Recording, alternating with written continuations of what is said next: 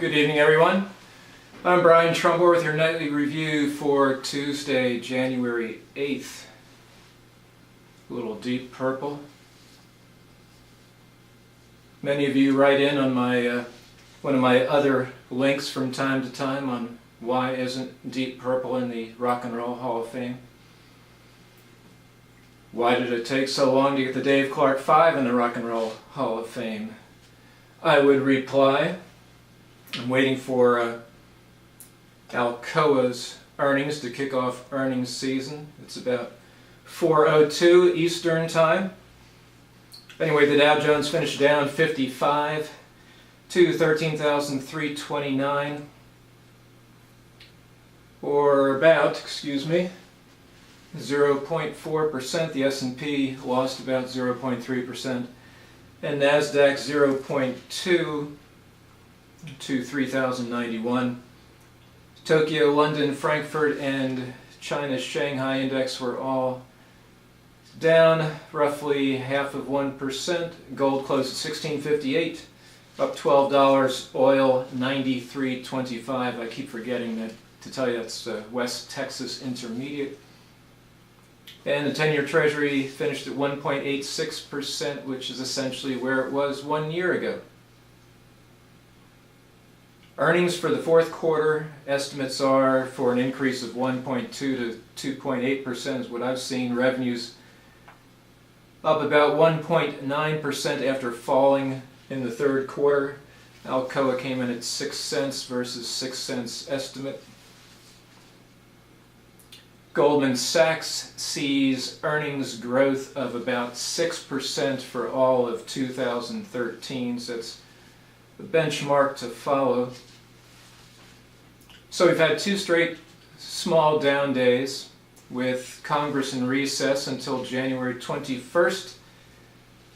So we get a couple weeks off. As I said yesterday, the U.S. government could default on its debt as early as February 15th, 2 weeks earlier than expected, 2 to 4 weeks earlier. The Bipartisan Policy Center says the numbers show that we have less time to solve this problem than many realize. White House spokesman Jay Carney reiterated that Obama will not negotiate with Congress over the debt ceiling and that it is an abdication of responsibility to say that we're going to let the country default and cause global economic calamity simply because we're not getting what we want in terms of our ideological agenda.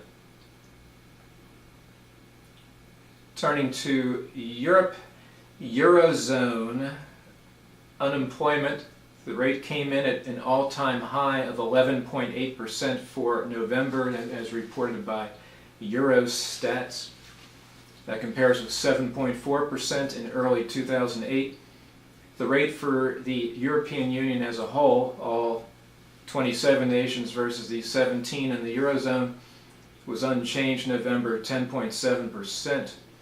Spain is at 26.6 in November, though Spain's labor ministry said the rate declined a bit in December. Greece, which only reports through September, has an unemployment rate of 26%. Portugal 16.3, Ireland 14.6. The youth unemployment rate for those under 25 in the Eurozone is 24.4%, 56.5% in Spain, 57.6% in Greece, 37.1% in Italy, and a 38.7% youth unemployment rate in Portugal.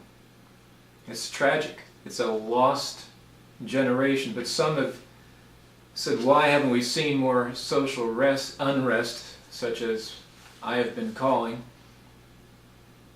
Well, one theory is the youth have less to lose, but I would say that they are certainly easier to radicalize, and we'll see how this year plays out.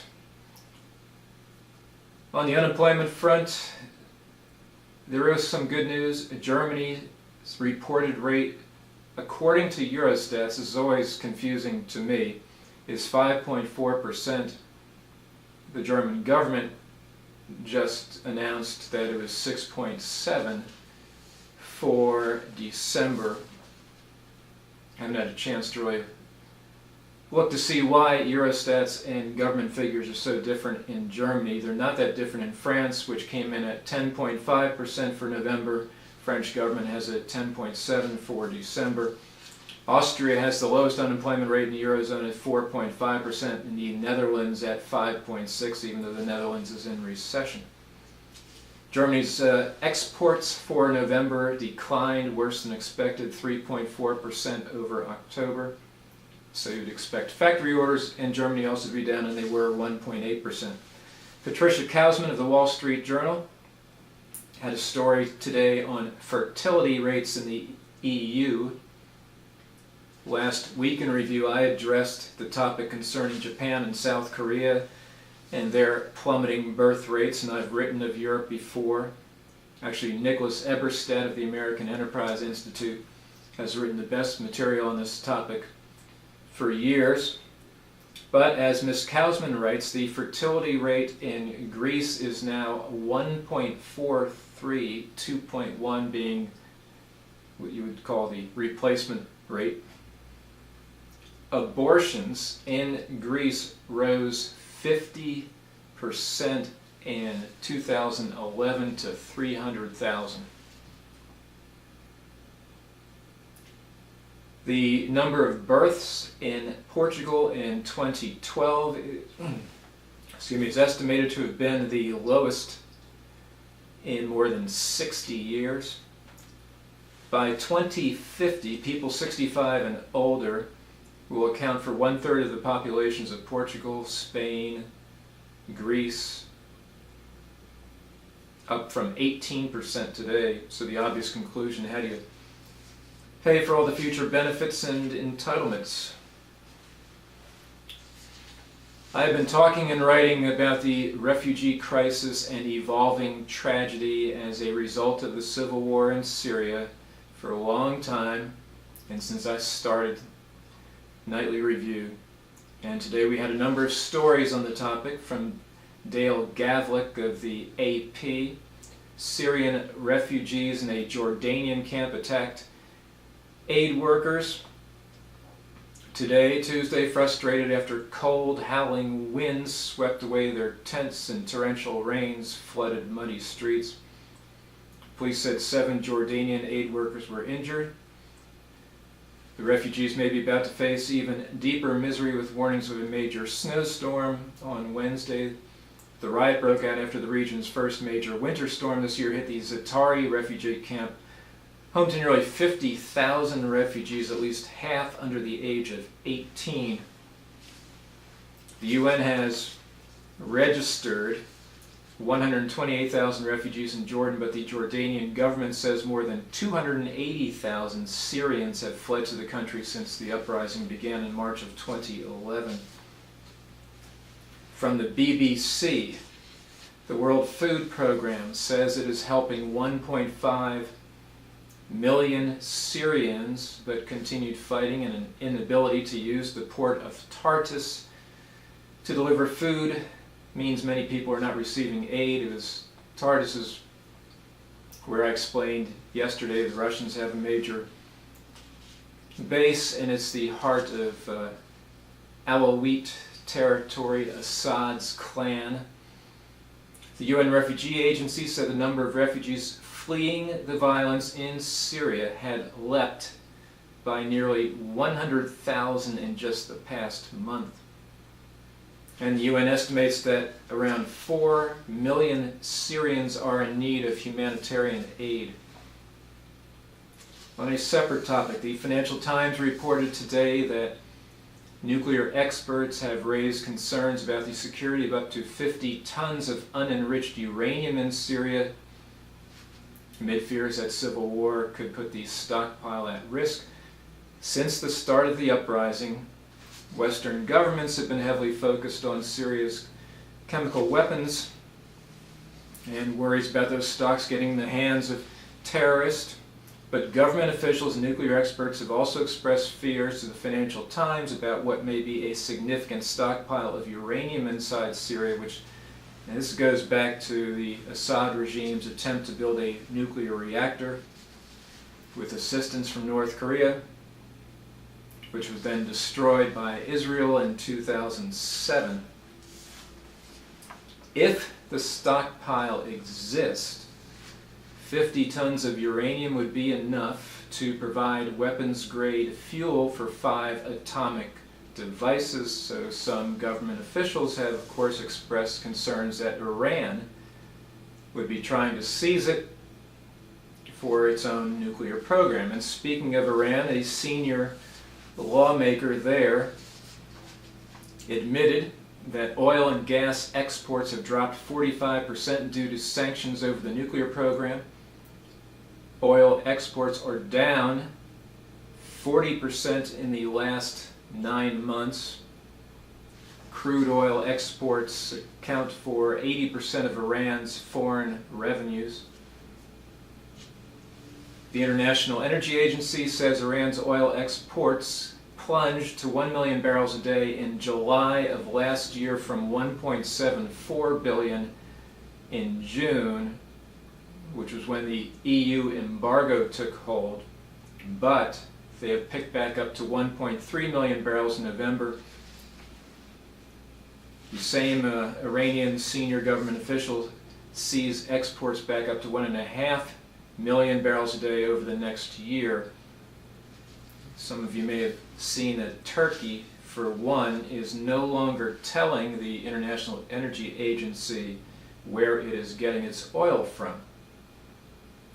Separately, Iran's domestic airline industry is in a shambles due to unpaid debts. And for example, you can't, if you're an airline in Iran, you can't buy fuel unless you can pay for it in cash. A disturbing development the past few days in the disputed Kashmir region between India and Pakistan. 2 Indian soldiers were shot dead today.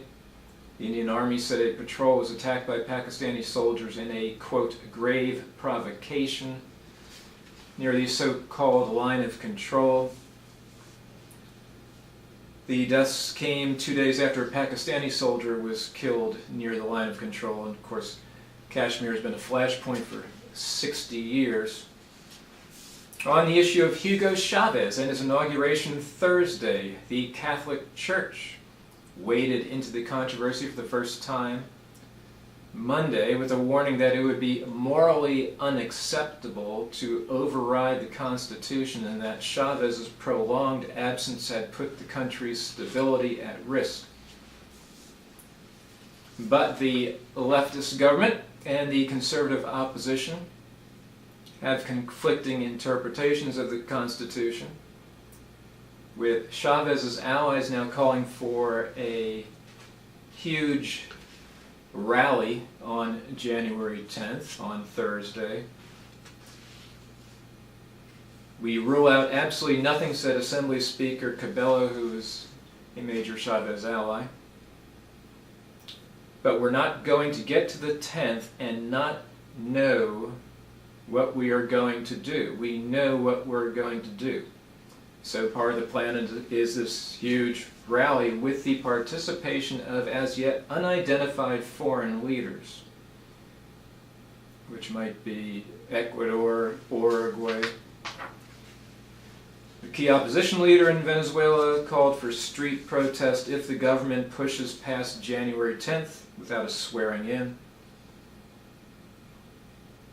One solution would be to declare Chavez temporarily incapacitated if he's not dead by then, and to make the Speaker of the National Assembly president until they can hold an election on it, but they'll cancel the election. Here in my state of New Jersey, this is astounding. The Fairleigh Dickinson University Public Mind poll shows 73% of New Jersey voters approve of Governor Chris Christie, which bodes well for him this year with the gubernatorial election. Christie remains popular with a majority of Democrats, 62% of Democrats, 70% of women, and 69% of non-whites also approve of Christie. On a different topic, the poll found 53% think it's either somewhat or very likely that New Jersey will face another storm of Sandy's magnitude this year. But in a bit of positive news, the poll found that 94% of voters think it is not at all likely that the world will end this year. Just 1% think it's very likely. I'm undecided. Last year, according to the National Oceanic and Atmospheric Administration, was the hottest on record for the continental United States, shattering the previous mark set in 1998 by a wide margin. The average temperature was 55.3 degrees, 1 degree above the previous record and 3.2 degrees more than the 20th century average. However, Georgia Tech atmospheric scientist Judith A. Curry said this is not about climate change. She said that the global average temperature for 2012 will not set a record. Last year will probably be the 9th warmest. Of course, you've seen, and I've talked about the record cold in Siberia and China and India. I do hope that this rainstorm developing in Texas provides some drought relief for Oklahoma, and the Mississippi River region could use some water. Astronomers say that one in 6 stars host an Earth-sized planet in a close orbit, suggesting a total of 17 billion such planets in our galaxy. I always miss Carl Sagan when I see the word billion. So if you had 30 NFL quarterbacks on each of these 17 billion planets, that would be 500 billion quarterbacks, better than Mark Sanchez. I just throw that out there. It's one way to look at this issue and teach your children a little math at the same time. Hell of a game last night, huh? I thought Brent Musburger was totally appropriate in bringing up Catherine Webb's beauty, because the game really sucked at that point. And in the latest installment of Why Man Sucks, as reported by Jeffrey Gettelman of the New York Times, 11 elephants were slaughtered by ivory poachers and their tusks were chopped off, Kenyan officials said Monday, in one of the worst single episodes of poaching in Kenya in recent years. They all belong to one family. It's sickening. Between the poachers and the ongoing slaughter of sharks for their fins. Note to my friends in Asia buying this stuff, cut the crap. I'll be back with you Wednesday. Keep the men and women of our armed forces in your thoughts and prayers, and for more stuff go to stocksandnews.com. I'm Brian Trumbore. Take care.